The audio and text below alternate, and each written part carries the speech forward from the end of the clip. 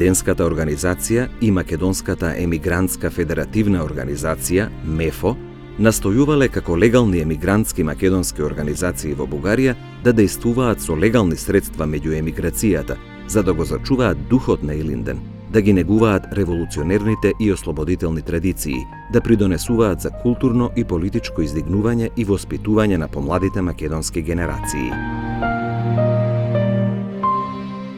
Македонската емигрантска федеративна организација, разрешувањето на македонското прашање по завршувањето на Првата светска војна, го гледа преку создавањето на независна федеративна македонска држава, која ќе послужи како обединувачка алка во создавањето на една Балканска федерација.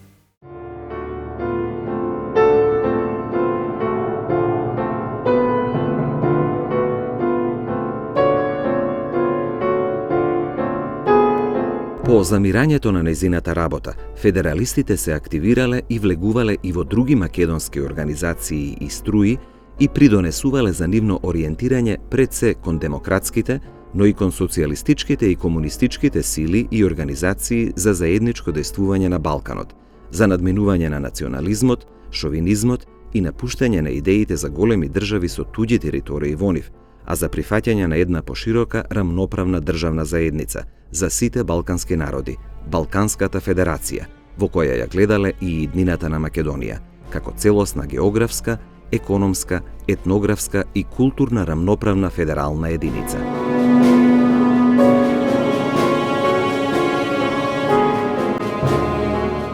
Еден од најистакнатите дејци на македонското легално федеративно движење е идеологот и теоретичарот на Македонската емигрантска федеративна организација Владислав Ковачев. Тој, по завршувањето на Првата светска војна, кога се уште не биле подпишани мировните договори, со својата брошура Автономна Македонија, јасно и категорично ќе застане зад идејата за создавање на автономна Македонија.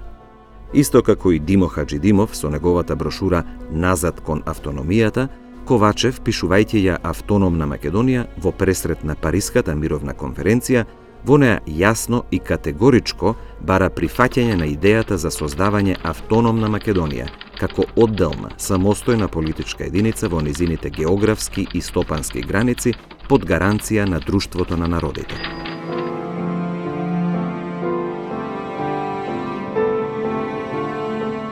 При тоа, Владислав Ковачев апелирал до бугарската влада и до бугарските политички партии да ја прифатат идејата за автономна Македонија и да ги задолжат бугарските делегати на конференцијата на мирот во Париз да се застапуваат за решавање на македонското прашање преку создавање на самостојна Македонија.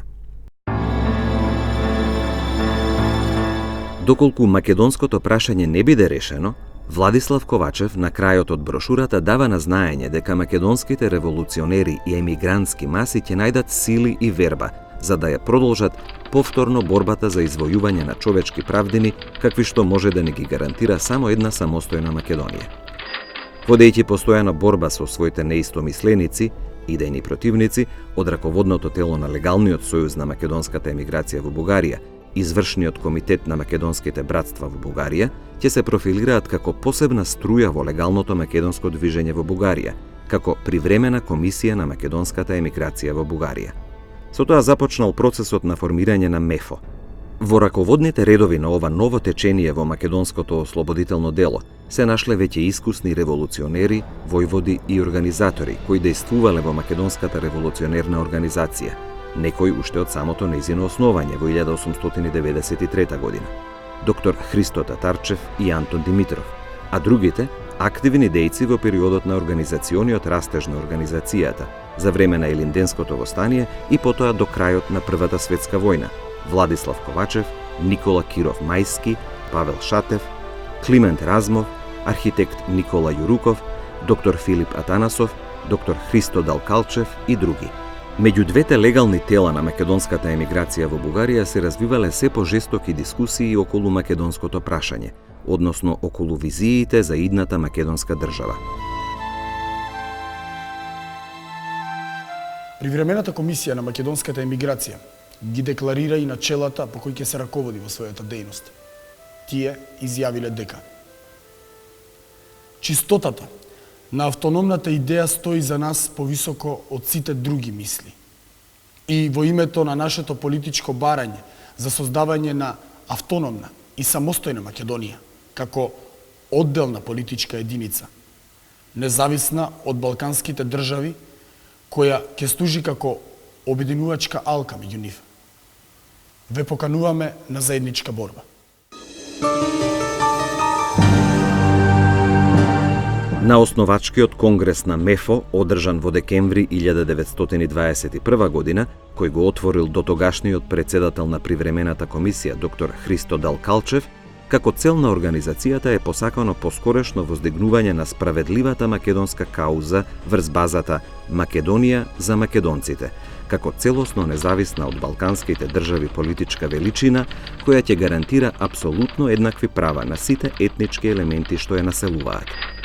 Всушност, целокупната идеја, визија и заложба на федеративното движење за решавање на македонското прашање, или поточно за ослободување на Македонија и создавање на независна македонска држава во рамките на една Балканска федерација, како траен идеал на македонскиот народ, ќе не ја представи идеологот и теоретичарот на МЕФО Владислав Ковачев во својот ракопис «Политичко верују на македонците» на негов својствен начин. Независна Македонија како рамноправна членка на Балканската федерација е политичкото верују на македонците што искрено си ја сакаат татковината, без разлика на верата, народноста, полот, возраста и уверувањето. Според член 1 и 2 од уставот на организацијата се истакнува дека нејзината цел ќе биде да зајакне, да се подготви, да се здружи и да го поведе македонскиот народ, без разлика на вера и народност, во борба за добивање слободна и независна Македонија на федеративен начин, со еднакво право на сите народности во незините географски и економски граници, за да влезе како рамноправен член во Балканската федерација.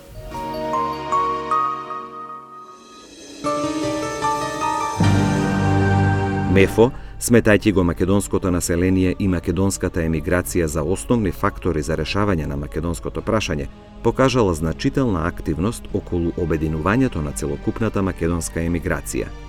Во таа смисла, на страниците на својот печатен орган ќе потенцира: ние треба еднаш за секогаш да разбереме дека нашиот спас е исклучително во нашите раце. Впрочем, ослободувањето на Македонија пред се е дело на сите нејзини синови, без разлика на вера и националност. Од нашата силна волја, од нашата длабока верба во светлата иднина, како и од нашата сплотеност и еднодушност, во значителен степен зависи реализирањето на нашиот идеал, создавањето на самостојна Македонија.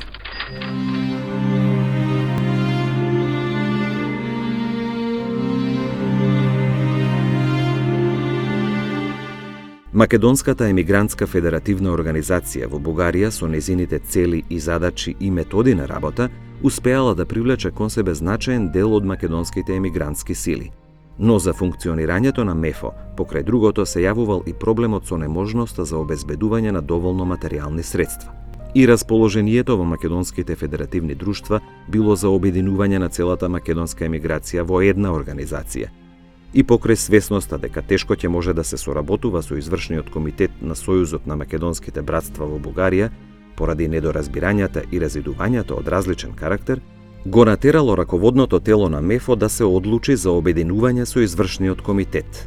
Во овие активности, меѓу најактивните дејци на МЕФО кои ги бранеле своите принципи и на самиот обединувачки конгрес на емиграцијата, се двајцата правници со европско образование и широки демократски погледи, Владислав Ковачев и Павел Шатев. Сепак, по двегодишни усилби за сплотување на македонската емиграција во Бугарија, во јануари 1923 година се создава една организација – Сојузот на македонските емигрантски организации, кој официјално ги обедини МЕФО и Сојузот на македонските братства. Во документите донесени на Обединувачкиот конгрес се вклучени неколку основни елементи од идејната платформа на федералистите, како што се организационата структура во која федеративното начело е целосно застапено, а исто така и подвлекувањето на неопходноста од заедничките дејства и рамноправноста на потиснатите народности во Македонија и пропагирање на идејата за Балканска федерација. МЕФО, како легална емигрантска организација во Бугарија, го прифатила федеративниот систем, зашто во неговото остварување гледала најреална можност за реализирање на правото на македонскиот народ и народностите за самоопределување и конституирање на македонската држава во нејзините географски и стопански граници.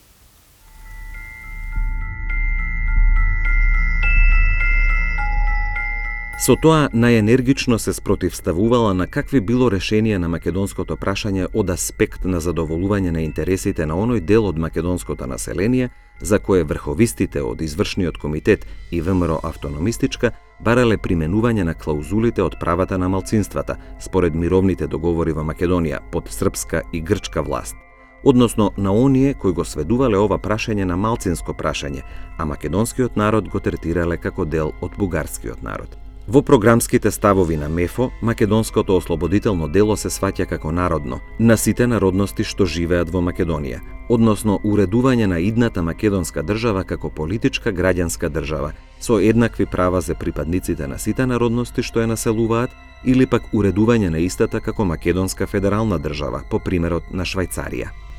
Раководството на Македонската федеративна организација активно ќе се вклучи во преговорите за обединување на македонското движење одржани во март и април 1924 година во Виена, со посредство на советскиот фактор. По објавувањето на Мајскиот манифест и по откажувањето од истиот од страна на Тодор Александров и на Александар Протогеров, во редовите на македонското движење се случиле силни вознемирувања и пресметки помеѓу различните струи во движењето, во кој голем дел од федералистите биле ликвидирани.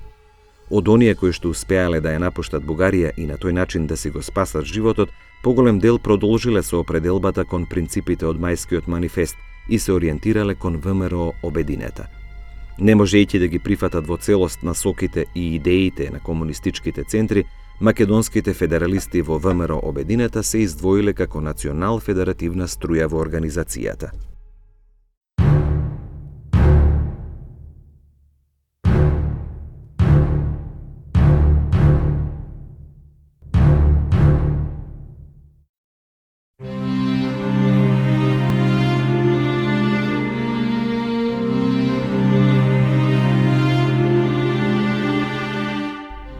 Голем дел од бившите македонски револуционерни и легални организациони работници кои по Првата светска војна се нашле во Бугарија биле во тешка економска состојба по војните.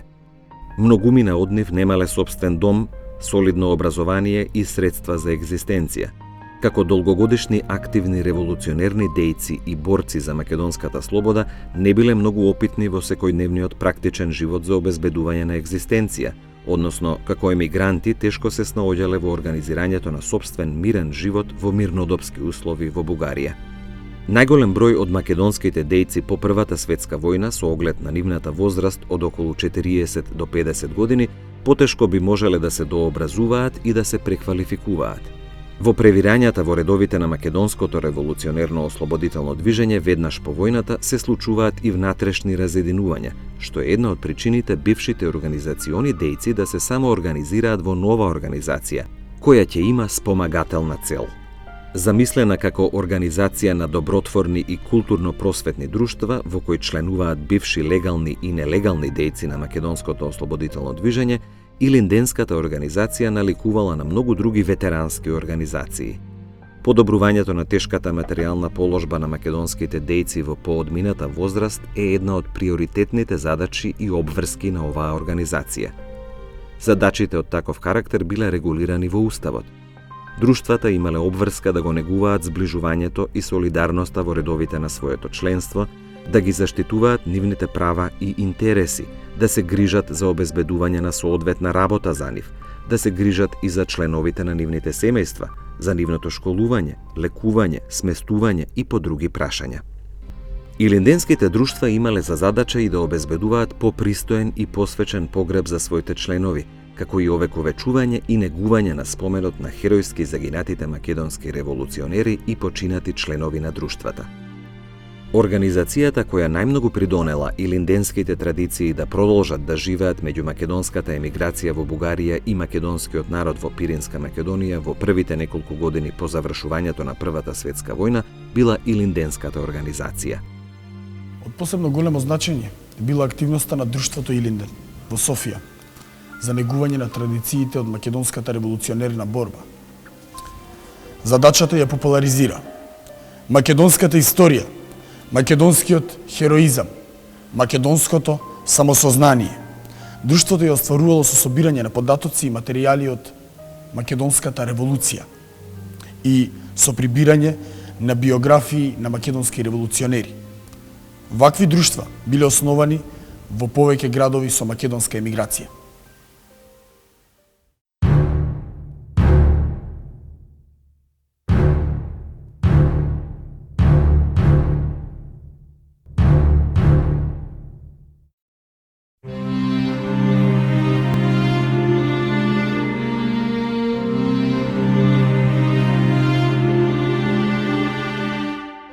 Прв печатен орган на илинденската организација е весникот Илинден, под редакторство на македонскиот револуционер уште од време на илинденското востание Арсениј Јовков. Овој весник потоа ќе се појави и под името 20 јули или под името Пирин поради непријатност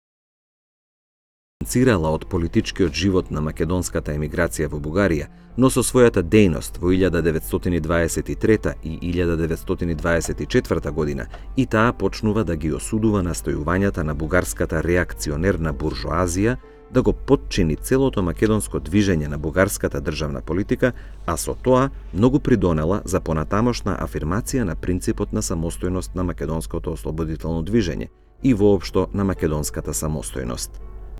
Во написот на Арсениј Јовков, македонските организации, меѓу другото се вели: улогата на културно-просветните македонски организации, слично на сите неполитички корпорации во светот, е да ја популаризираат по своите широки маси македонската историја, македонскиот хероизам, македонското самосознание, да плачат со солзите на својата татковина, да бидат пионери на еден почист морал, да култивираат почисти чувства и надпревар за работа. Јовков ги одбиваше и презираше настојувањата на бугарската пропаганда, зашто веруваше дека македонската емиграција ќе може обединета да дејствува онака како што дејствуваат другите емиграции во Бугарија.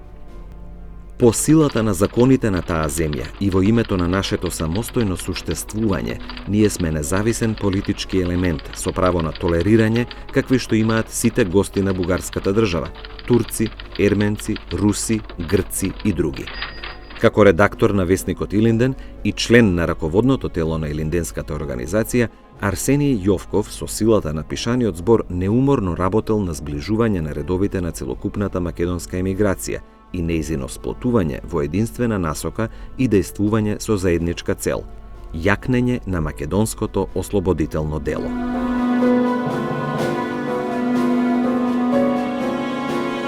Во резолуцијата усвоена на основачкиот конгрес на Илинденската организација, меѓу другото се констатира дека Илинденската организација ќе војува за одвојување на емиграцијата од политичкиот живот во Бугарија, која што би ја влечела кон империалистички стремежи или кон истрошување на силите и надвор од рамките на националните интереси. Илинденската организација и нејзиниот печатен орган ја повикуваат емиграцијата во дух, волја и сплотеност и ќе докажат дека илинденците, бивши борци со оган и меч, можат на културно и пропагандно поле еднакво честно да се борат и преку збор и перо.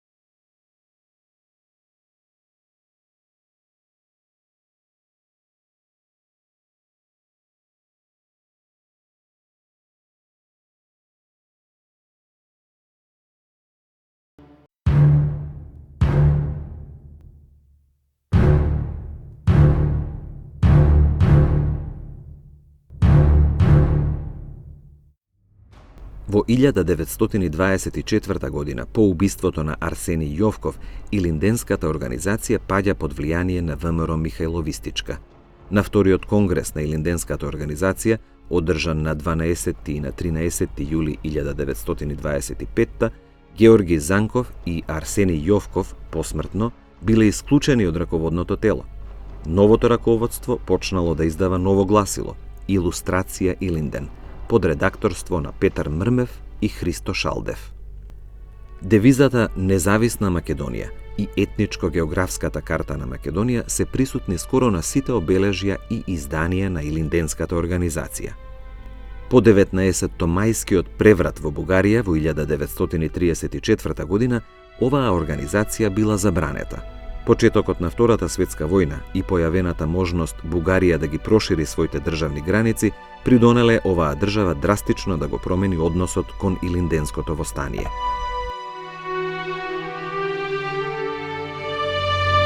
Во пролетта 1947 година, во време кога било распространето мислењето дека македонското национално прашање во Бугарија ќе биде решено со давање на културна автономија во Пиринскиот дел на Македонија и со отворање на македонски училишта, библиотеки и театри, Илинденската организација, заедно со македонските братства и Македонскиот научен институт, била само растурена.